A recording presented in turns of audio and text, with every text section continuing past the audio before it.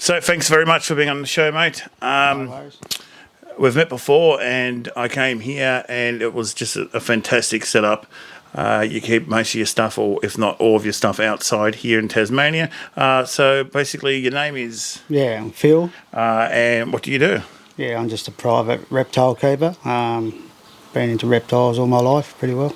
Breeder as well? Yeah, we try to start different breedings of different sorts of blueies at the moment, so we've got some different strains going. So that brings me to my next question: type of animals. What you got? Your blueies. So that's your southern blotch Tasmanian Yes, blueies. You call them down here. So I only keep lizards. So I've got mountain dragons. Yep. I've got Tassie she oaks. We've been breeding the melanistic she oaks now for about 5 years. So it's for those that don't understand, pure black ones. Yes, Right through. which are pretty hard to find, but now we've got a fairly big breeding population, so which is good. How long have you been breeding those, and how long does it take you to get the black ones up and going in big numbers? Yeah, the black ones, it's only been the last couple of years. We've had them for probably 6 or 7 years, but in the last couple of years now we've got lots of females. We're starting to get a lot of melanistic, so it's really good. It all takes time with this sort of stuff, breeding and trying to make something really dark or really light. Would you say that you specialise in anything in particular, or is it just a bit of everything? It has been a she oaks, but now we've, as I say, with the blotch blue tongues, there's a couple lizards there that I want to concentrate on now in the next few years. So you've got one that everybody will see later. That's it looks almost like an eastern, the patterns, or it looks like something. It doesn't look like a blotchy, but it's a pure Tasmanian blotchy. That's correct, and it's just totally different from other blotchies. And you've got a real bluey one as well, which everyone will see very soon, which is he amazing. didn't look that blue at the moment because he's just about to shed, but once he sheds, he's the bluest I've ever seen a blue tongue. So how many pairs would you have roughly, or how many blue tongues in general? I've got about 15 blueies in there at the moment. So I did have about 30, but I've got rid of a few. How does it work in Tasmania? Sorry, with licences or permits, or how do you get them? Can you? Yes. Yeah. So it's different in Tassie, in Australia. It's different in every state with licensing, and that's all done through the government. So in Tasmania, in Tassie, like you're not allowed to sell reptiles at all. So no. So you're allowed to go into the wild, which is a bit silly, and you're allowed to collect 6 of each species. So you get a licence, and it gives you a permit sort of thing. It doesn't cost anything, and then you can have 6 of each species. So I've got 6. 6 of each 6, species.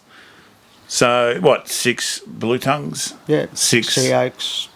snakes. 6 tiger snakes. 6 copperheads. Yeah. So it's a real different law from other laws around the world, really. It is. But it works. Does it? It has been, but now reptiles are starting to get very popular in Tassie, and there's a few reptile clubs around now, and there's a lot more people heading out into the bush looking for reptiles, and places where you used to so it doesn't catch really plenty of animals, they're not there anymore. Exactly. So it doesn't really control poaching, is what we're getting at, does it? It sort of encourages it, maybe a little. Yeah. Which is, so obviously it used to work, but like you said, reptiles are popular, especially with the young ones coming up into it, which is fantastic. That's what we want. But also, sometimes licences and conditions need to be altered or changed. Yeah. And that's what we like to see in Tassie. A few specialty breeders that can breed the animals and then transport pet shops to other people. How does that work? Do you have pet shops here that sell reptiles? Shops? No. So reptiles. No reptiles in the shops at all? Not allowed to buy reptiles. No expos here? No. So it's a total different world down here compared to, Victoria, where I'm from, where I've been with the YouTube channel and where I've been in general. It's kind of bizarre that you can go to the wild and take, 6 of every species? Yes. Wow. So here, I've got 6, my wife's got 6, and our kids all have 6. So that's why I sort of get. Plus, I'm part of Reptile Rescue, so we get a lot of hand-ins as well. Absolutely. So with Reptile Rescue, which we've done a show on with Chris, a good friend of mine. What's some of the stuff you do with them quickly? You're on reptile call? rescue. Yeah, you're on call We're to pretty well on call 24/7. for snakes. Yeah, snakes, Lizards. mainly lizards. Yeah, Yep.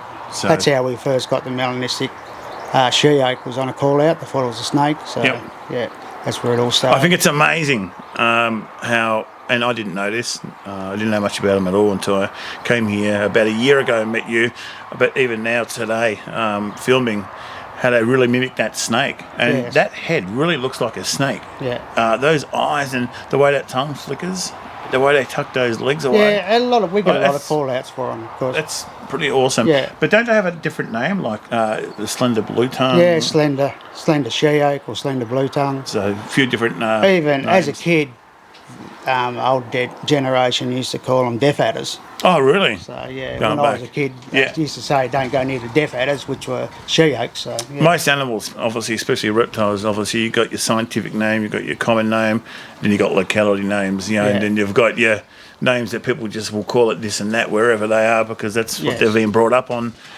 which is all good as long as we work out what's what in the end, what's Yeah. venomous and what's not, Yeah, well, that's and it. play it safe. In the future, do you have any goals in the future with breeding? So you mentioned the blue tongue. That's Yeah, very so blue. I'd like to Anything get else? a blue one to start breeding together, see how dark I can get the blue. Yeah. But yeah, we've got a few more blue tongues we want to start breeding next year. Also, you do frogs. You have Yep. a great collection of frogs. We didn't show any this time, but maybe next time if we do another Yeah, show. I What just sort of got frogs? I just got a young pair of green tree frogs Yep. from Tassie, which are mainly on the west coast of Tasmania. So a friend up north was happy to give me two, which are only 6 months old. So Yep. at the moment they're grey, but as they get older they start to go green. Yeah. Beautiful. And is that the only frog species, or you've got more? That I've got. I only got the brown tree frogs. Okay. And are they in big numbers in the wild here in Tasmania? Yes, heaps of them. Yep. Yeah. And that's a beautiful bird over there you have, and that's not native to Australia. What is No. that? It's Indian redneck? Indian ringneck. Sorry? Indian ringneck? Yeah. Did I say redneck? Probably. He's a redneck too. He's a noisy bugger. Yeah, they're great. I love my birds. I've got an owl and I've got a macaw, and I love them both. And it's a Yeah. whole new ball game of looking after birds. And we've done a lot of bird shows, which I love doing. It's just something different to throw in the mix of what we do here with this channel that we have. Favourite reptile? Do you have one? It'd probably be a frillneck lizard, I'd say. Yeah, they're pretty Yeah. amazing, aren't they? They are fantastic.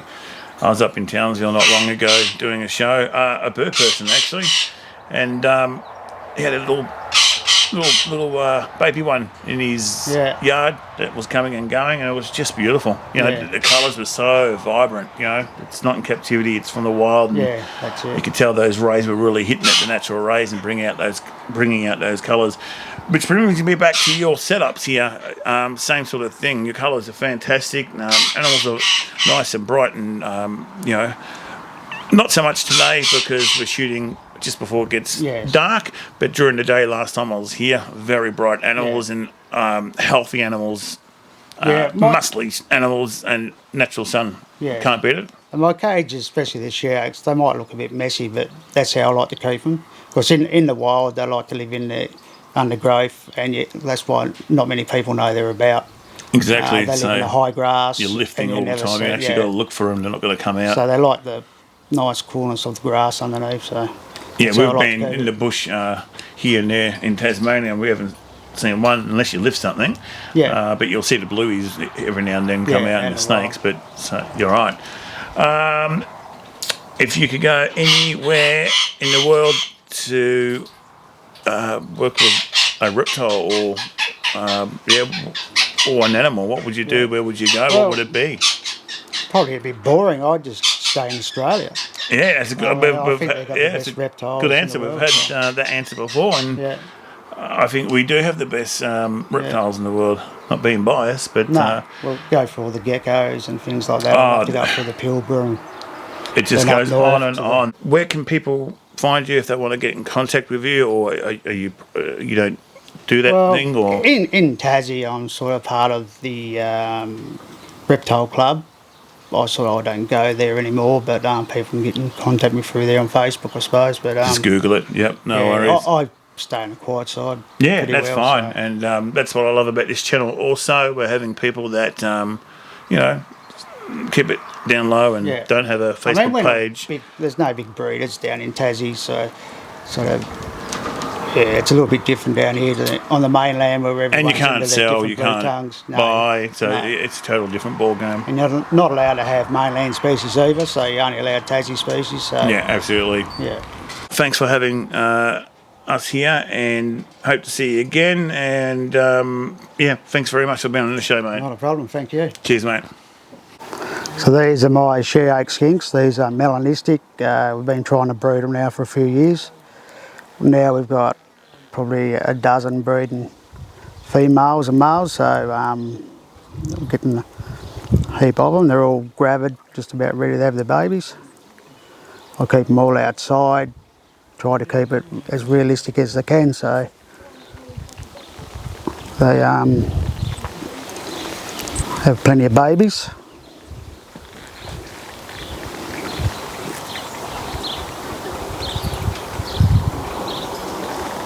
So I'll put them back in here. They just live in here.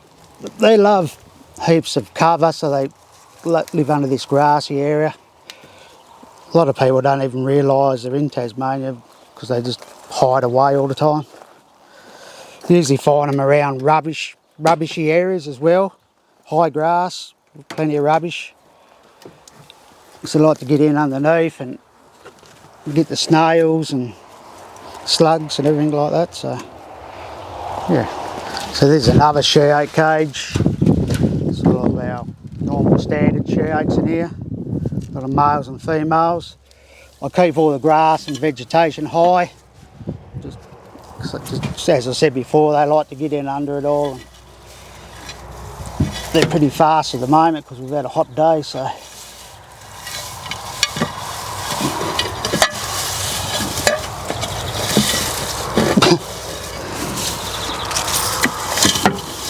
As you can see, they can hide pretty well.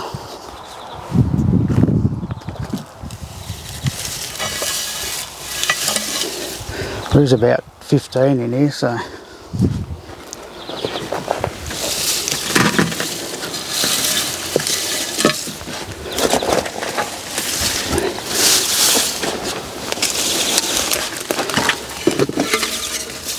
There's a few there. So they come in all different colours. And beautiful patterns underneath. It's another gravid female. And they flick their tongue out like a snake, trying to mimic a snake. They'll fold their legs up and slide like a snake as well. That's why a lot of people see them and think they are a snake.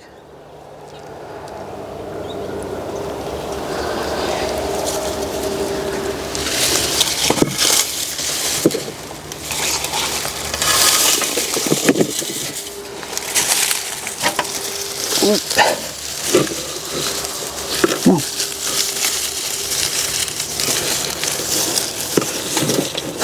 They're too quick for me today.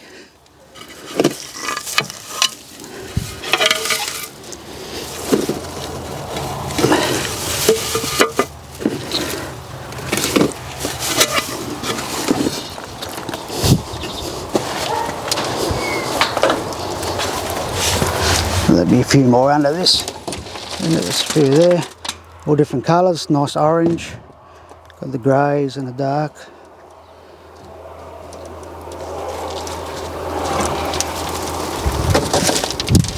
As you see, they can move pretty quick when they want to.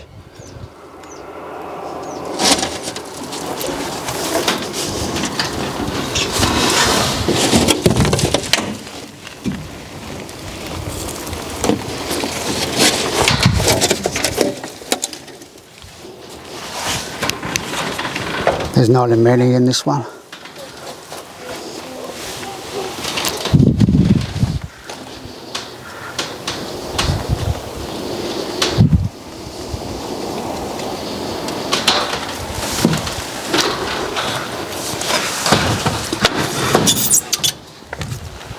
So I've got mountain dragons in here, so they're the most southern dragon in the world. I've got a fair few in here, a few females.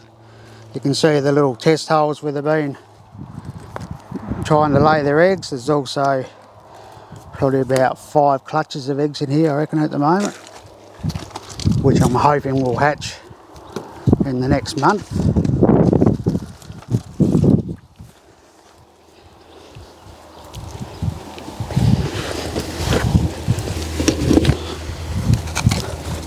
I love this heath grass, so I should be able to find one in here. Well, there's one there.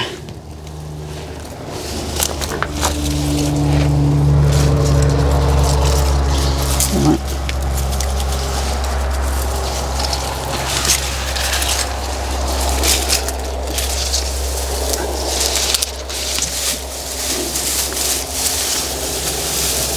They get right up inside these grass.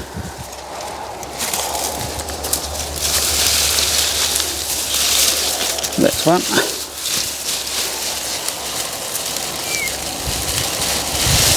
Come on. So there's a nice little female. Nice patterns on her.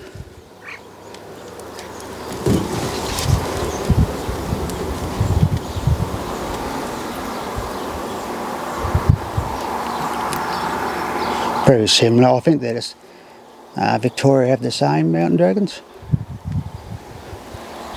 Also very similar to little jacky lizards, a bit smaller.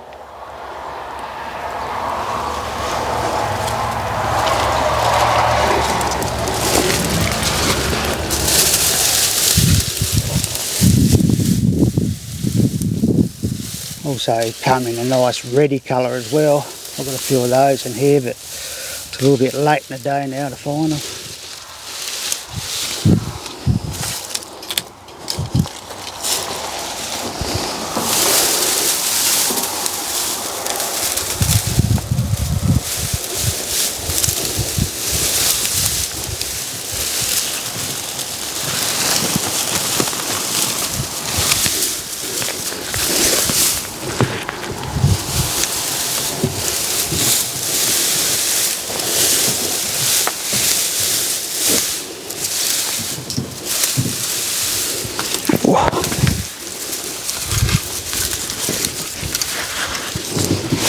So here's another female.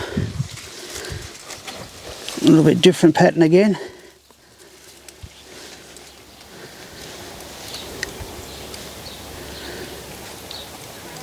So they've laid their eggs in the gravel there, so hopefully they'll have plenty of little babies shortly.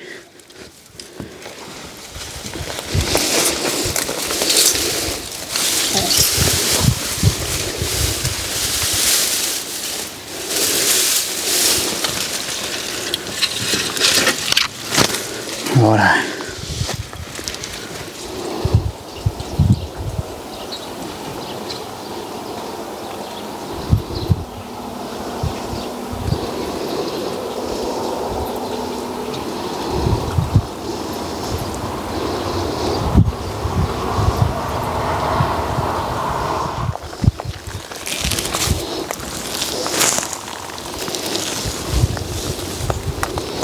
I'll just disappear in there.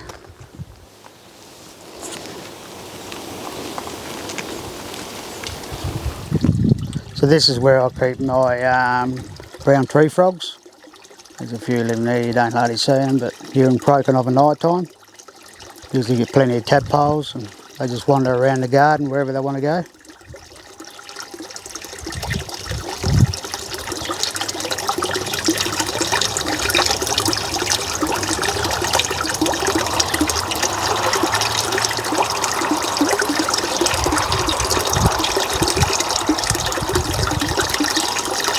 It's just a normal pump filter from Bunnings, this one. But sometimes I'll pump it up to the pipe and try and grow some aquaponics vegetables, but yeah, haven't got any going at the moment. So there's a little male blotched blue tongue I have. I've been trying to breed just the 2 lines for a fair while now. This one's got a little bit of a patch there. but also he's getting a really nice blue colour to him underneath. At the moment he's just about ready to shed, so once he sheds he'll be a lot bluer. He's probably the most coloured blue tongue I've ever seen actually. So well worth trying to do a bit more breeding with him.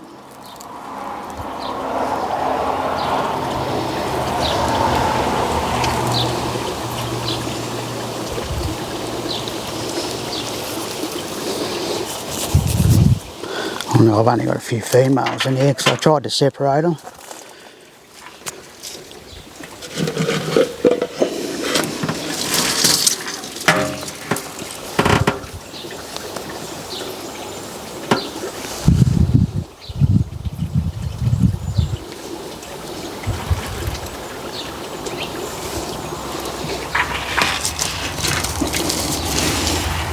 Most of these ones are just rescue animals that people hand in to us.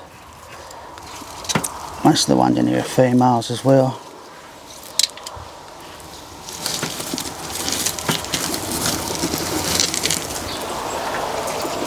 He's got some unusual markings for a blotchy.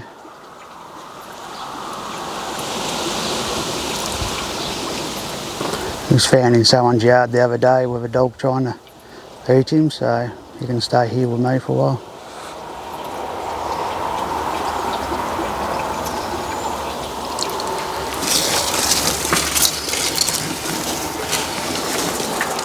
It's a little female, I think.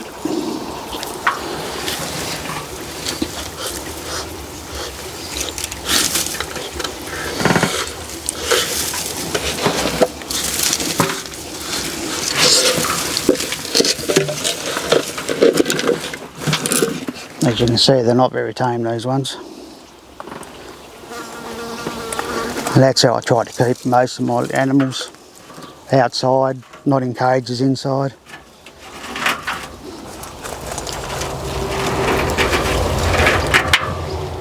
So this is another blue tongue enclosure I have.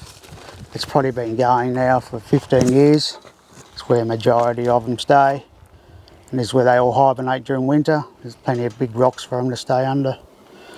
There's plenty of frogs in here as well. That water container there is full of tadpoles from brown tree frogs. But at the moment I sort of thinned all my blueies out a bit, so I've only got about 6 or 7 in here at the moment.